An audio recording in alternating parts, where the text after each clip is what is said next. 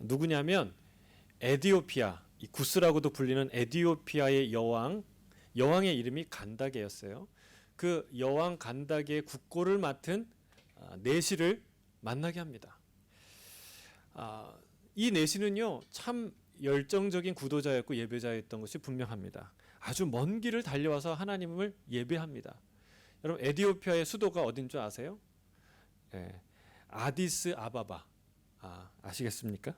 아디스 아바바에서 이집트 카이로를 거쳐 예루살렘으로 오는 이 길이가, 제가 인터넷으로 그 거리를 검색해 봤더니 4,386km예요. 무려.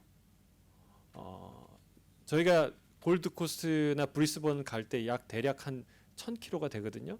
무려 4배나 훨씬 넘는 그 먼 길을 교통수단이 원활하지 않은, 길이 잘 뚫려 있지 않은 그 험한 시대에 험한 길을 달려서 예배를 드리러 예루살렘까지 온 사람이었어요. 어쩌면 다시 못 올 길인지 모릅니다. 근데 그가요, 돌아가던 길에 성경을 읽습니다. 당시에는 두루마리로 된 성경이었겠죠. 성경을 읽어요. 여러분, 그 달리는 마차에서 성경을 읽는 게 쉽겠습니까? 어렵겠습니까?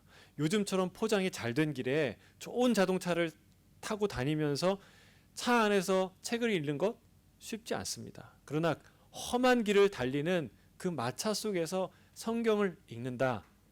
얼마나 대단한 열정이고 얼마나 진리에 갈급한 사람이었다는 것을 우리가 짐작할 수 있는 거죠. 더구나 그는 예배를 마치고 돌아가는 길에도 성경을 읽었다는 사실을 우리가 기억해야 돼요. 여러분, 우리가 이 사람이 만약, 이 내시가 형식적인 종교인이었다면 예배를 드린 것만으로도 충분히 만족했을 거예요. 그 먼 길을 달려서 성지순례를 하고 하나님께 예배를 하고 돌아가는 것만으로도 만족했을 거예요. 그러나 그는 거기에 만족하지 않고 진짜 진리가 무엇인지 이 성경을 읽고 고민하고 있었다는 거예요. 그는 여전히 진리에 목말랐습니다. 사랑하는 성도 여러분, 저와 여러분이 이런 내시와 같기를, 이런 열정적인 구도자가 되기를 주의 이름으로 축복합니다. 이 빌립이 성령에 이끌려 예루살렘에서 가사로 가는 길에서 그 마차에서 이 내시를 만나죠. 마침 읽었던 성경의 본문이 어디냐면 이사야 53장입니다. 고난받는 종, 백성의 죄를 대신 짊어지는 하나님의 종에 대한 이야기를 읽고 있었어요. 그는 만난 빌립에게 이렇게 질문합니다. 이 사람이 과연 누구냐? 이 이사야 53장에서 나오는 이 사람이 과연 누구를 말하는 거냐? 이 예언자를 말하는 거냐? 아니면 딴 사람이냐? 그 딴 사람은 누구냐? 라고 질문하죠. 이방인 구도자에게 이사야 53장은 매우 낯선 이야기였을 거예요. 52장 뒷부분에 이 하나님의 종이 높이 들려져서 존귀하게 되리라 라고 말하고 있어요. 그런데 그렇게 높이 올려져 존귀하게 될 하나님의 종이 어떻게 53장의 그런 처참한 징벌과 고통과 채찍질을 맞는다는 말이에요. 이해가 안 되는 것이죠. 이 비극의 주인공이 누구냐? 그는 상상도 하지 못할 메시아, 하나님의 종인 메시아라는 것을 그는 이해할 수, 연결시킬 수 없었던 것입니다. 그래서 하나님은 빌립을 보내신 것이죠. 그래서 이 빌립은 이사야 53장을 시작으로 해서 예수 그리스도와 복음에 대해서 이 내시에 대해서 설명을 하고, 그리고 기쁨으로 이 복음을 들은 내시가 세례를 받기에 이르릅니다. 사랑하는 성도 여러분, 오늘 이 그리스도의 고난을 묵상하면서 이 이사야 53장에 나타난 메시아의 고난을 우리가 다시 상기하면서 내시가 경험했던 이 놀라운 구원의 기쁨, 우리를 죽음에서 건져주신 예수 그리스도의 메시아의 놀라운 기쁨이 회복되는 저와 여러분이 되길 주의 이름 축복합니다. 그 복음을 전하는 이 시대에 보내진 빌립이 되기를 주의 이름으로 축복합니다. 저희가 먼저 생각해야 될 일이 있습니다. 이 그리스도의 고난, 죽음에 대해서 생각해야 될 일이 있는데, 이사야 53장에 나오는 고통은 누구의 고통이냐는 거예요. 여러분, 그는 멸시를 받았고 버림을 받았고 간고를 많이 겪었다고 했습니다. 간고는 근심과 고통, 염려, 깊은 시름 이런 거예요. 그리고 질고를 알며, 질고는 질병입니다. 여러분, 아프지 않은 사람은 아픈 사람의 마음을 잘 모르죠. 근데 이 예수님은 그 질고, 질병을 깊이 아시고 이해하셨다는 거예요. 또 슬픔을 당했다고 기록합니다. 문맥상 이것은 분명히 하나님의 종, 여호와의 종이 겪는 고통이죠. 그러나 동시에 이사야는 뭐라고 얘기하냐면 이 고통은 원래 그의 것이 아니었다. 누군가의 것이고 온 백성의 것이었다라고 말합니다. 누구의 고통입니까? 인간의 고통이죠. 바로 저와 여러분의, 우리의 고통을 말하는 것입니다. 역사 이래로 모든 인류가 직면했던 고통, 지금도 여전히 신음하고 있는 고통, 바로 그 고통을 말하고 있습니다. 이사야는요, 하나님께서 우리의 모든 죄악을 그 어린 양에게, 예수 그리스도에게, 하나님의 종에게 담당시키셨다고 이사야는 기록하고 있습니다. 이걸 알아야 돼요. 우리는 우리 죄 때문에 망하게 되었다. 우리 죄 때문에 죽게 되었다. 형벌을 면치 못하게 되었다라는 거예요. 죄는 죽음에 이르는 병입니다. 죄는 그 중간지대가 없어요. 이것이 모든 고통의 시작입니다. 모든 문제, 불행의 원인입니다. 그래서 좀 더 나은 복지 국가가 되고 환경이 바뀌어서 훌륭한 나라가 되어도 그런 복지 자체가 우리에게 행복을 주는 것이 줄 수 없다는 것을 말하고 있어요. 여러분, 가난해서 도둑이 된 사람이 있어요. 그러나 그가 부자가 되면 도둑질을 안 할까요? 모든 사람이 부유하고 풍요로움에 처하면 도둑질을 안 하게 될까요? 그렇지 않죠. 만약에 그렇다면 왜 많은 사람이 여전히 부자와 대기업의 총수들을 탐욕스러운 존재로 비난합니까? 여러분, 그 비난이 치우친 면도 있지만 그 비난이 뭐를 증명하냐? 인간은 풍요함으로, 부요함으로, 조건의 변화로 변화되는 게 아니라는 것을 알 수 있어요. 절세와 탈세 그 사이를 가르는 곳에 뭐가 있느냐? 인간의 죄가 있다는 거예요. 열심히 법적으로 법의 테두리 안에서 절세하는 것이 얼마나 지혜로운 거예요. 그러나 그 절세라는 툴로 인해서 조금만 더 가면 탈세가 되는 거 우리가 알잖아요. 여러분, 그 사이에 뭐가 있어요? 내가 보면 절세인데 남이 보면 탈세예요. 여러분, 그 차이는 뭐예요? 그 안에 탐욕의 죄가 들어갈 때, 그럴 때 그 선이 갈라진다는 사실입니다. 무슨 말이냐? 환경이 나를 결정하는, 나를 둘러싼 환경이 나를 결정하는 유일한 이유도 아니고 결정적인 원인도 아니라는 거예요. 뭐가 원인이라는 것입니까? 이 고통의 원인은 죄라는 거예요. 우리 안에 있는 죄. 죄는 죽음에 이르는 병입니다. 우리 안에 사랑을 집착으로 만들고 돈을 우상으로 만들고 풍요함을 저주로 만들고 명예를 오만함으로 만드는 근본적인 바이러스가 있다는 거예요. 그 바이러스는 바로 죄입니다. 이것에 감염되면, 우리의 영혼이 감염되면 양심이라는 면역 체계가 작동하기는 해요. 그러나 이 양심이라는 면역 체계는 오래 견디지 못합니다. 이 죄라는 바이러스에 완전히 무너지게 됩니다. 왜냐하면 하나님이라는 보호 체계를 떠나서는 어떤 영혼도 영적 면역력 체계가 온전해질 수 없기 때문에, 다 망가지기 때문에 그렇다는 사실입니다. 여러분, 이 죄를, 이 절망과 고통을 어떻게 회복할 수 있을까요? 암에 걸린 사람을 감기약 먹고 낫게 할 수 있을까요? 불가능한 일이죠. 총상을 입은 사람에게 이렇게 반창고를 붙이고 밴드를 붙여서 낫게 할 수 있을까요? 불가능한 일이죠. 우리가 코비드-19이라고, 코비드-19이라고 우리가 우한 폐렴 바이러스를 말하지 않습니까? 이게 이제 원어를 보니까 코로나 바이러스 디지즈 19은 2019년을 말하는 것이죠. 2019년에 일어난 코로나 바이러스의 재앙, 이런 질병, 이것을 뜻하는 것이죠. 그래서 제가 오늘 이제 말씀을 준비하다가 이 비슷한 말을 하나 생각이 났어요. 이 죄의 바이러스, sin 바이러스 36, 그러니까 sin비드 36, 그러니까 36는 창세기 3장 6절에 죄가 들어오는 첫 장면이에요.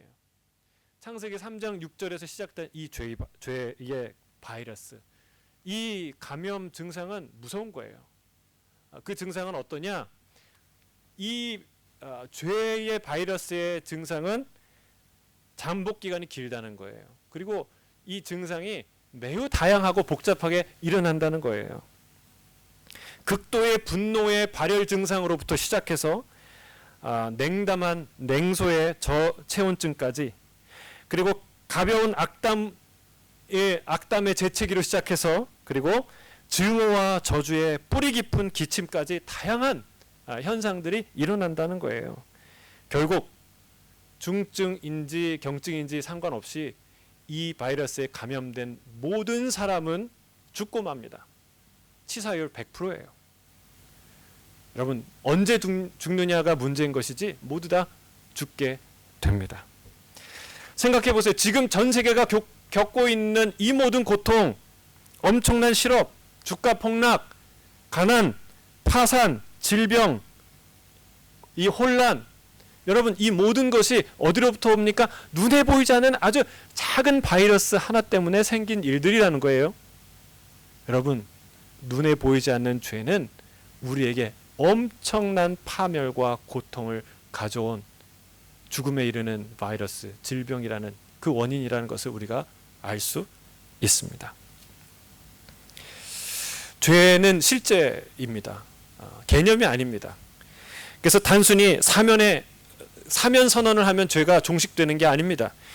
반드시 이 죄에 감염된 사람은 죄 때문에 누군가는 죽어야, 생명이 취해져야 끝나는 것이 바로 이 죄라는 사실이에요. 그런데 이 심각한 죄의 결과, 죽음과 고통의 이 세상은 과연 원인이 뭔가? 우리 죄죠. 그러나 하나님은 이 일의 원인 제공자인가? 이 세상이 이렇게 돌아가고 고통스러운 게 하나님의 탓인가? 그렇지 않습니다.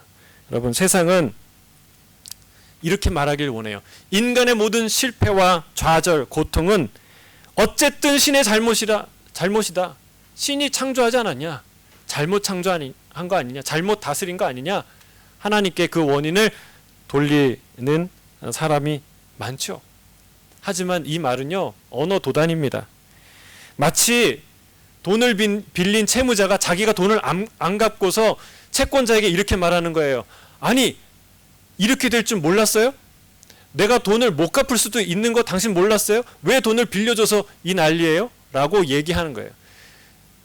빚을 갚지 않은 채무자가 그 채무 불이행의 원인을 채권자에게, 돈을 빌려준 사람에게 돌리는 이런 말도 안 되는 상황과 논리가 바로 이 모든 세상의 고통의 원인을 하나님께 돌리는 것이죠. 하나님은 우리의 죄와 무관하십니다. 그러면 계약을 파기한, 언약을 파기한 인간의 죄 때문에 일어난 이 엄청난 고통과 슬픔을 우리가 먼저 이해해야 되는데, 그러면 하나님과 우리 사이에 맺었던 계약과 언약은 정당한 것인가? 합리적인 것인가?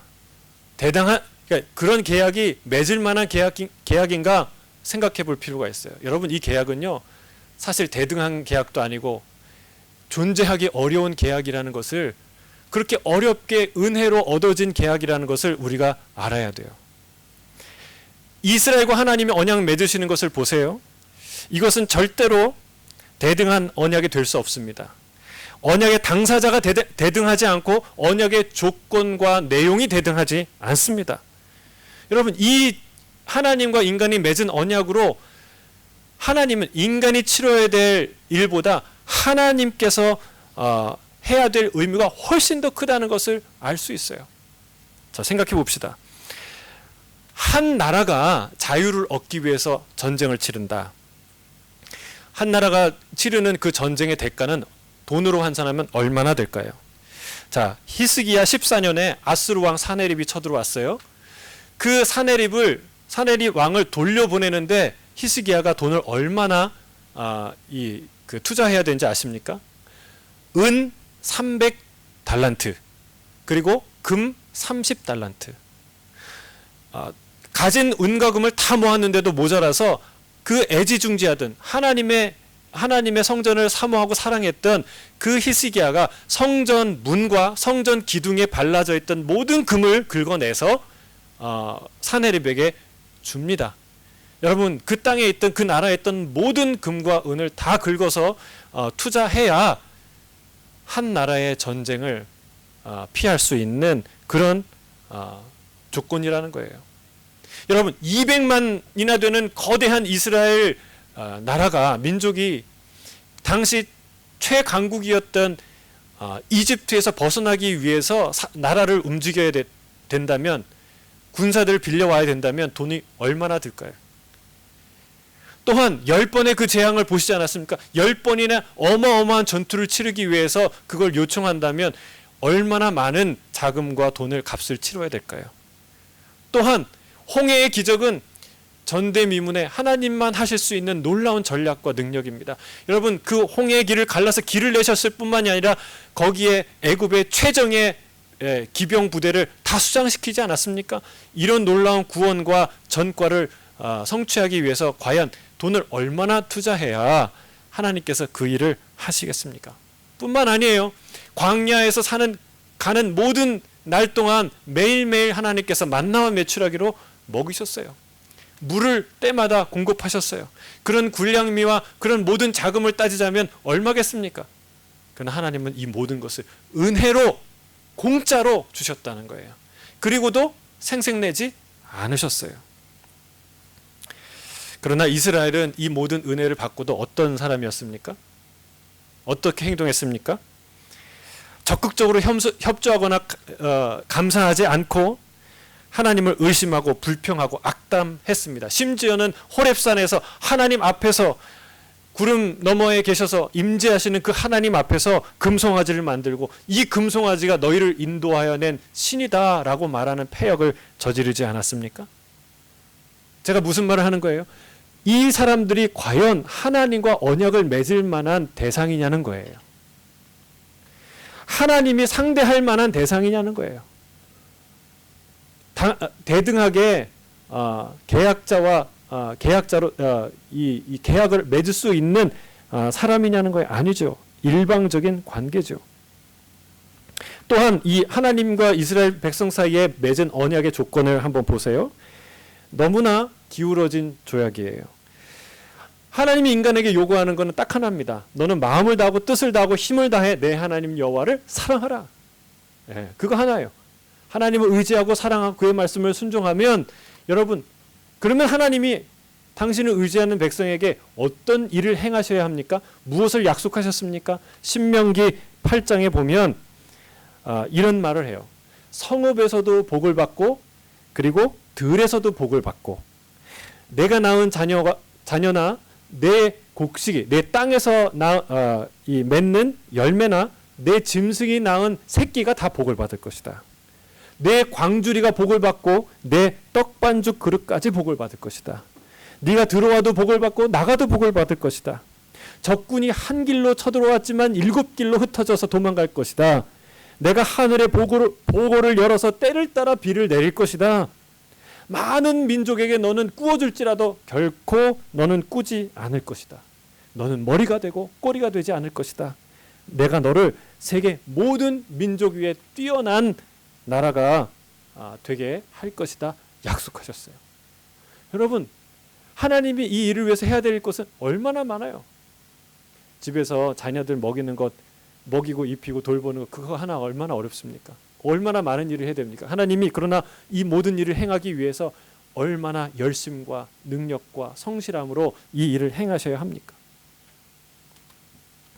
여러분, 만약에 이런 여러분이 비즈니스를 하려고 가게를 찾고 있는데 어떤 주인이 이런 조건으로 가게 계약을 맺는다고 생각해 보세요. 당신이 나를 이 집의 주인으로 믿어주세요. 그리고 여겨주세요.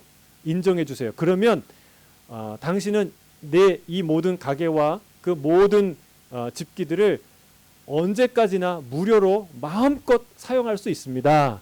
라는 조건으로 여러분 계약을 맺는다고 생각해 보세요. 이런 계약이 세상에 존재합니까? 존재하지 않죠.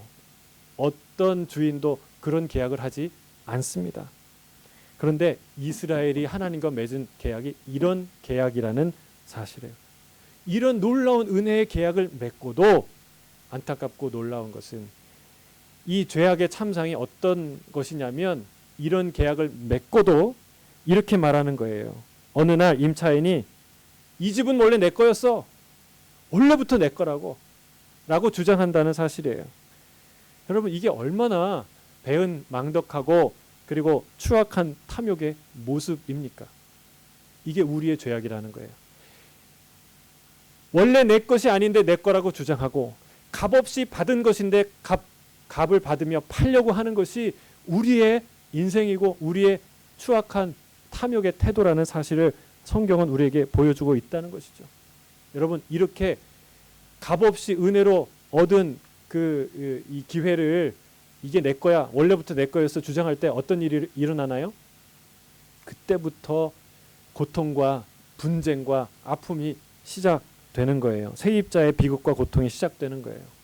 경고장이 날라오고 이제 드디어 고지서가 날라오고 고소 고발이 이루어지고 경찰과 법정을 수없이 오가면서 끝없는 소문과 이 양심에 시달리는 일이 이제 비로소 그 고통이 시작되는 것이죠.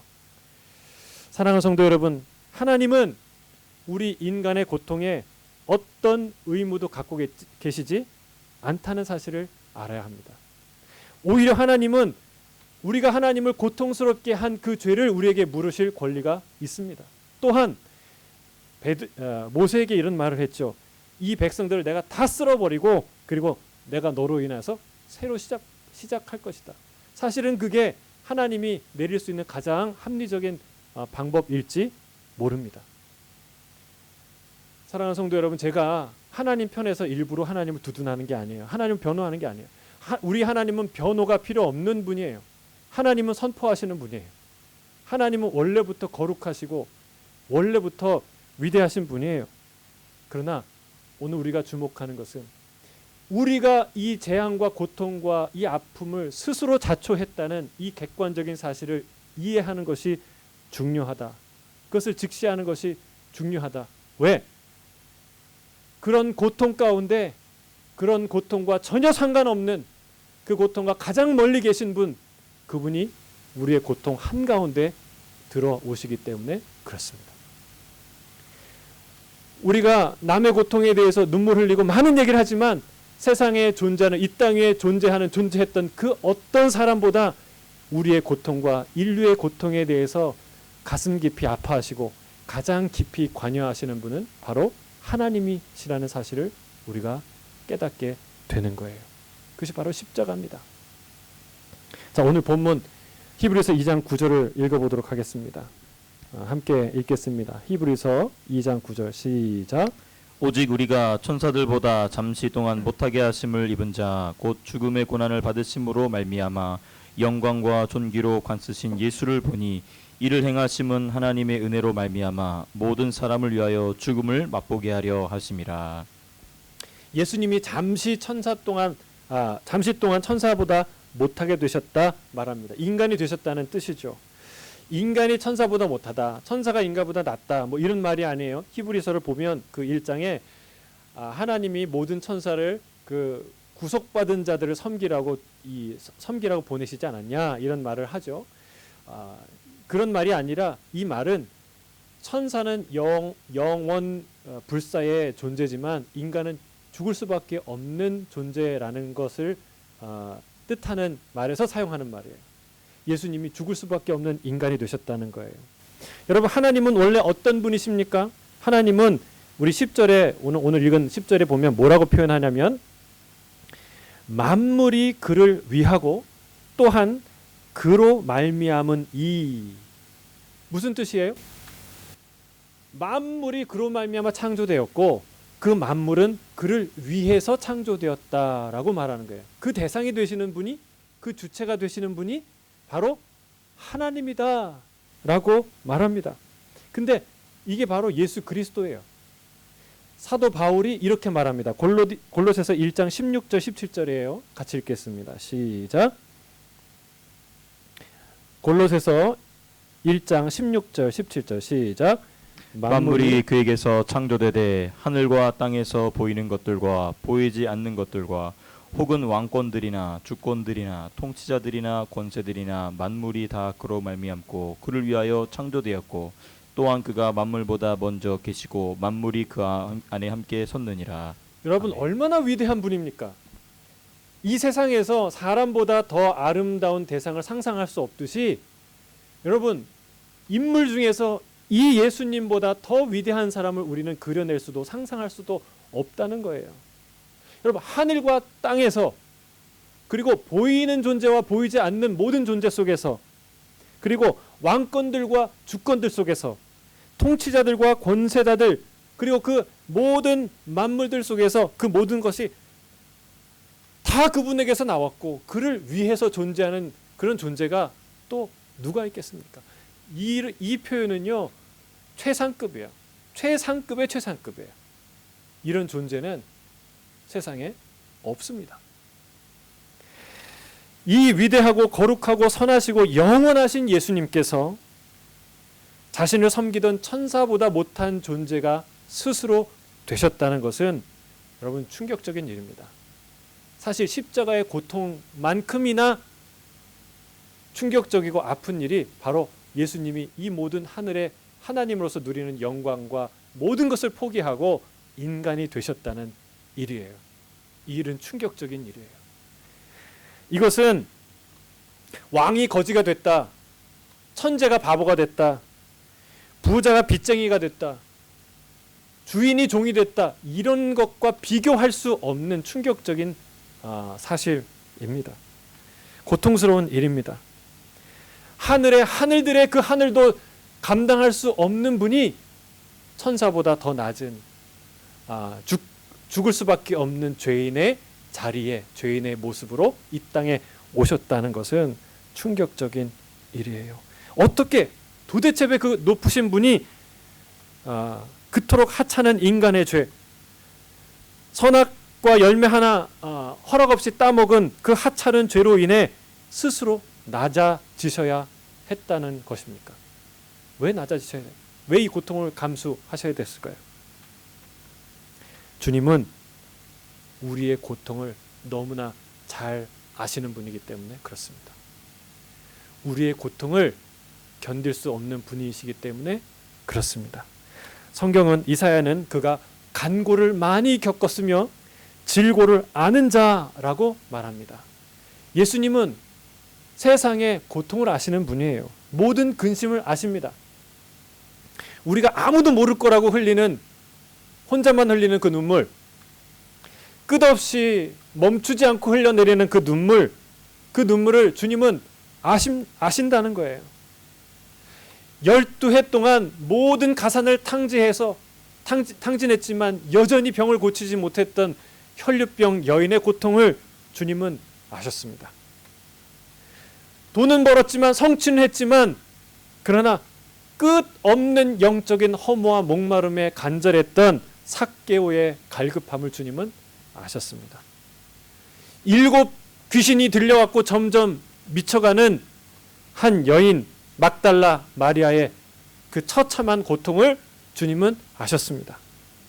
날 때부터 소경이 되어서 저주받은 자의 표상처럼 여겨졌던, 그래서 매일 길거리에서 구걸해야 먹고 살았던 그런 가난한 거지의 비천함을 주님은 아셨습니다.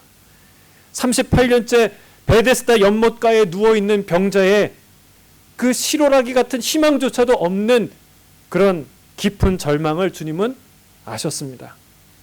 사랑하는 오빠를 먼저 보내고 깊은 슬픔에 잠긴 마르다와 마리아의 눈물을 주님은 아셨습니다. 여러분, 그게 바로 나사로의 무덤 앞에서 흘리신 예수님의 눈물이에요. 예수님은 우리의 슬픔을 아시고 그 고통 때문에 이 땅에 오셨고 그 고통으로 인해 눈물 흘리신다는 사실이에요. 우리는 나는 나 때문에 눈물 흘립니다. 나는 내 고통 때문에 눈물 흘려요. 그러나 주님은 우리의 모든 억울함, 답답한 외로움, 절박함, 쓸쓸함, 두려움, 가난함, 굶주림, 그리고 그 고통스러운 모든 통증을, 아픔을 주님은 다 아신다는 거예요. 그것 때문에 눈물 흘리시는 분이 우리 예수 그리스도이십니다. 주님은 그 고통을 다 생생하게 기억하십니다. 주님은 그 어떤 과거도 현재처럼 생생한 것이 그게 우리 주님이에요. 그래서 우리는 다 잊어버리고 역사 속에 묻혔지만, 볼 수도 없고 기억할 수도 없지만, 주님은 우리의 모든 죽음과 고통을 생생하게 기억하시는 분이시라는 사실입니다. 사랑하는 성도 여러분, 그 고통과 전혀 관계가 없으신, 그 고통에서 가장 멀리 계셨던 그분이 그 고통의 가장 깊은 곳에 들어오십니다. 우리의 고통을 아시기 때문이고, 우리의 고통을 외면할 수 없기 때문이고, 우리의 고통을 가져가시기 위해서 이 고통 안으로 들어오십니다.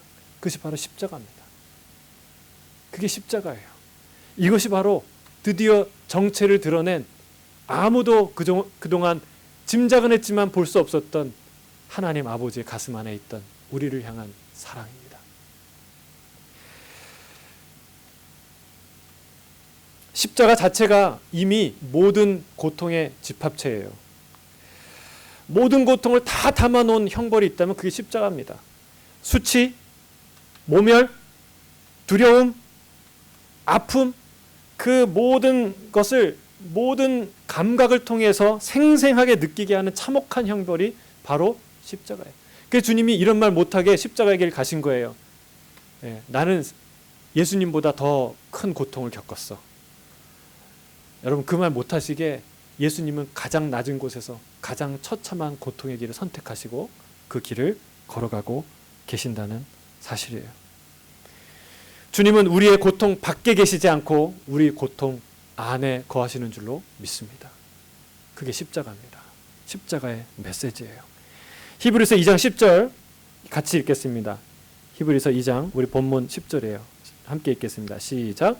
그러므로 만물이 그를 위하고 또한 그로 말미암으니가 많은 아들들을 이끌어 영광에 들어가게 하시는 일에 그들의 구원의 창시자를 고난을 통하여 온전하게 하심이 합당하도다. 우리는 고난을 피하거나 고난을 제거할 수 있는 게 지혜요, 능력이요, 온전함이라고 생각해요. 그러나 주님은 고난을 통해 온전하게 되었다 말씀하십니다. 우리 사도 바울도 디모데에게, 사랑하는 영적 아들에게 뭐라고 얘기합니까? 모든 일에 신중하여 고난을 받으며 전도자의 일을 하며 내 직무를 다하라. 여러분, 모든 일에 신중해서 고난을 피해야 되지 않겠습니까? 고난을 예방해야 되지 않겠습니까? 그런데 모든 일에 신중하여 고난을 받으라 권면합니다. 왜 그럴까요?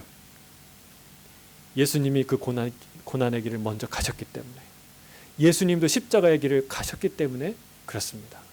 우리는 고난을 피했을 때 완전해지는 게 아니라 고난 속에서 완전해지는 거예요. 우리는 고난 가운데 있을 때 하나님의 사랑을 깨닫고, 우리는 고난 가운데 있을 때 하나님이 나를 버리지 않는다는 확실한 증거를 얻게 됩니다. 사랑하는 성도 여러분, 이 예수님의 고난을 기억하게 되길 주의 이름으로 축복합니다.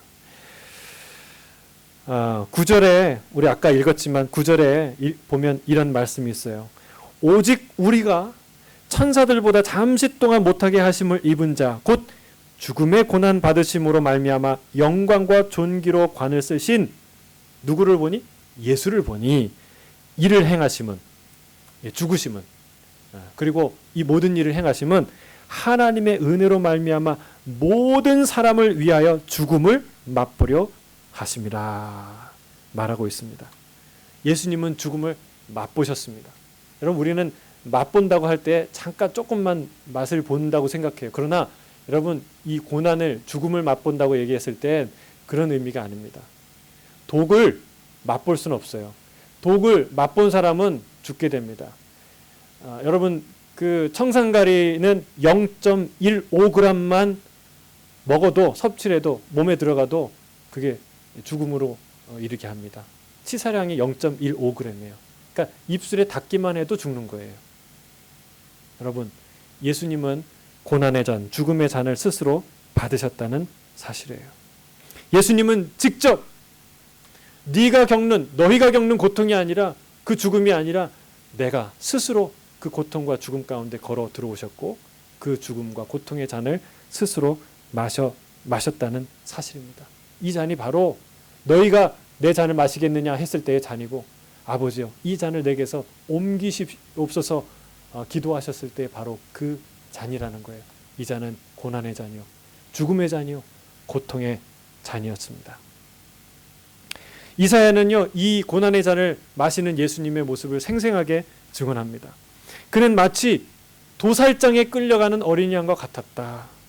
털 깎는 자 앞에 잠잠한 양 같았다. 그의 입을 열지 않았다라고 말합니다. 우리가 이번 주간에 이제 예수님의 마지막 일주일을 묵상하면서 성경을 읽으시고 큐티를 하실 텐데 예수님은 그 모든 기간에 많은 말 하지 않으셨어요. 침묵을 하셨어요. 항변하지 않았어요. 저주하지 않았어요. 정죄하지 않으셨습니다. 예수님은 마치 도살장으로 이끌어가는 어린 양처럼 그 고난의 길을, 그 고통의 길을 가셨습니다. 그는 모진 고문과 곤욕을 신문을 당했지만 사람들은 어떻게 생각했냐? 그가 살아있는 자의 땅에서 끊어지는 것은 마땅히 받을 벌을 받아서 죽는 것이다 생각했습니다. 아무도 자기의 죄, 자기의 허물 때문에 죽는 거라고 생각하지 않았습니다.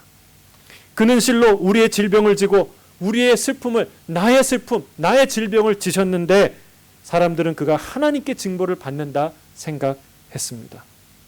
그는 강포를 행하지도 않았고 그 입에는 거짓이 없었지만 결국 사람들의 손에 죽어 무덤에 장사되고 만 것이죠.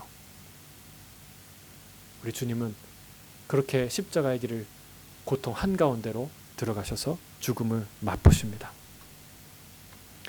사랑하는 성도 여러분, 주님은 고난을 통해서 완전케 됩니다.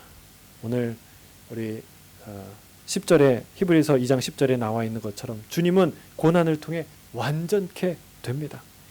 영광과 존귀로 관쓰게 되셨습니다. 이 일을 통해 주님은 구원의 창시자가 됩니다. 이 독특한 단어인데요. 히브리서가 말하는 거예요. 이 구원의 창시자가 되었다. 창시자라는 건 뭐예요? 창업주, 창조주, 이 전에 없었다는 거예요. 전에는 없었던 그 놀라운 구원이 열렸는데 누구로 말미암아? 예수로 말미암아. 이 예수님이 그 고난의 십자가의 길을 지나가심으로 말미암아 우리에게 놀라운 구원의 길이 열렸다. 이사야서 52장 13절이에요. 같이 읽겠습니다. 이사야서 52장 13절 시작. 보라 내 종이 형통하리니 받들어 높이 들려서 지극히 존귀하게 되리라. 하나님께서 십자가에 달렸던 예수 그리스도를 높이 들어서 지극히 존귀하게 하십니다. 모든 이름 위에 뛰어나게 하십니다. 할렐루야. 아멘. 여러분 이 놀라운 승리를 우리에게 주시기 위해 우리에게 함께 공유하시기 위해 그 십자가의 길을 걸어가신 거예요. 이사야 53장 10절이에요. 같이 읽겠습니다. 시작. 여호와께서 그에게 상함을 받게 하시기를 원하사 질고를 당하게 하셨은즉 그의 영혼을 속건 제물로 드리기에 이르면 그가 씨를 보게 되며 그의 날은 길 것이요 또 그의 손으로 여호와께서 기뻐하시는 뜻을 성취하리로다. 성경은 예수님이 자신을 속건 제물로 드렸다고 합니다. 제물처럼 그 제물을 드리는 자의 모든 죄와 고통을 죄를 다 전가받아서 죽는 제물처럼 주님은 세상의 모든 질병, 모든 슬픔, 모든 고통, 모든 죄악을 다 스스로 끌어안고 십자가에서 죽으신 겁니다. 그런데 여기가 끝이 아니에요. 오늘 본문 뭐라고 얘기해요? 이사야서는 그가 씨를 보게 될 것이다. 씨는 뭐예요? 후손이에요. 후손, 자손이 생길 거라는 거예요. 어떻게 죽은 자가 후손을 볼 수 있나요? 죽은 자가 자손을 낳을 수 있나요? 불가능한 일이죠. 여러분, 그러나 하나님은 이 부활의 사건을 통해서 이 죽음 이후의 부활의 사건을 통해서 모든 많은 사람들을 구원하는, 그래서 하나님의 놀라운 생명의 씨앗이 되게 하는 그런 놀라운 일을 하시는 거예요. 그걸 뭐라고 얘기해? 구원의 창시자. 예수 그리스도는 이 십자가를 통해 구원의 창시자가 된 줄로 믿습니다. 찬란한 구원의 길을 여시는 거예요. 이제 누구든지 예수 그리스도를 믿고 그분 안에 거하면 영원한 생명을 누리게 되는 줄로 믿습니다. 죽음을 이기고 고통을 이기고 절망을 이기는 생명이 바로 이 예수 그리스도 안에 이 십자가의 놀라운 이 은혜 안에 있는 줄로 믿습니다. 이 고난주간 저희가 금식하며 한 주간을 보냈으면 좋겠어요. 우리가 그리스도의 고난에 참여한다라는 의미도 있지만 사실은 그것보다 더 큰 의미는 우리 고난에 참여하신 예수 그리스도.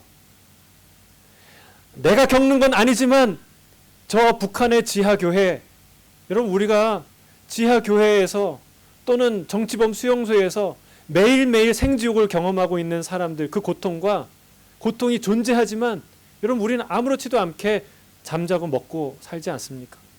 마치 그 이상으로 하나님과 우리의 고통과 죄는 상관이 없으시죠. 그러나 그 예수님은 이 땅에 오셔서 모든 죄를 짊어지시고 스스로 우리의 고통에 참여하셨어요. 그리고 우리를 위해 죽으셨어요. 여러분 이 고난주간 동안에 우리의 고통에 참여하신 예수 그리스도, 그 놀라우신 사랑을 기억하시고 경험하시는 놀라운 한 주간이 되기를 주의 이름으로 축복합니다. 주님은 우리 고통 속 밖에 계시지 아니하고 우리 고통 한가운데 계시는 줄로 믿습니다. 우리의 질병과 슬픔을 산산조각 내실 유일한 소망, 그분은 우리 예수 그리스도인 줄 믿습니다. 아멘. 이 주님과 함께 승리하는 저와 여러분 되길 주의 이름 축복합니다. 함께 기도하겠습니다.